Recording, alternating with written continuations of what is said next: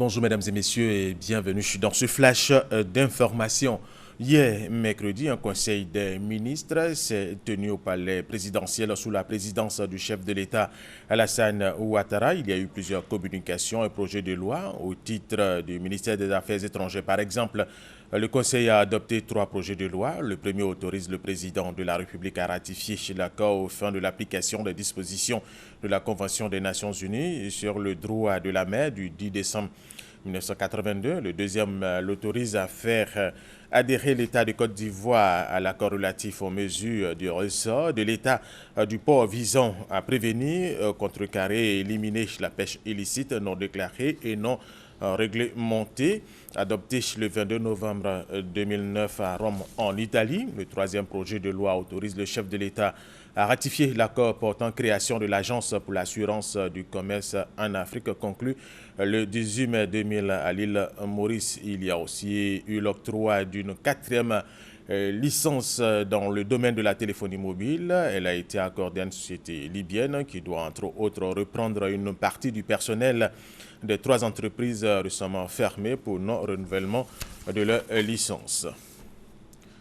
Le e-learning intégré au programme de l'Institut national de formation des agents de santé INFAS. Grâce à ces formations à distance, les infirmiers et sages-femmes vont pouvoir renforcer régulièrement leurs compétences. Honorine Kakoubla Agnigori. Environ 450 enfants de 0 à 5 ans et 600 femmes en couche meurent par an en Côte d'Ivoire, selon l'Organisation mondiale de la santé, l'OMS. Le lancement du programme e-learning ou formation à distance via le numérique vise le renforcement des capacités des infirmiers et sages-femmes. Il permettra de leur donner une formation initiale continue de qualité opérationnelle et efficace pour la réduction de la mortalité maternelle et infantile en Côte d'Ivoire. C'est un programme qui va booster la mission de l'Institut national de formation des agents de la santé INFAS qui forme plus de 80% des agents de la santé en Côte d'Ivoire. Dans ce système de e-learning, la première des choses que l'on attend, c'est une amélioration de la formation des agents de santé, tant dans la théorie que dans la pratique. Une opportunité pour la ministre de la Santé et de l'Hygiène publique d'exhorter les agents de santé à s'approprier la formation e-learning.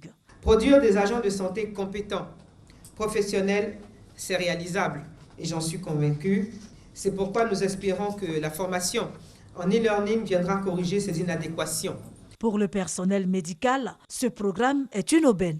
C'est avec plaisir et assez d'enthousiasme que nous recevons l'innovation de Madame la ministre en accord avec le ministère du Sénégal sur e-learning qui est une initiative dans l'intention de rentrer dans l'émergence, comme on le dit, afin d'être un modèle des agents de santé. Ce projet bénéficie de l'appui financier de l'Association pour la médecine et la recherche en Afrique, AMREF.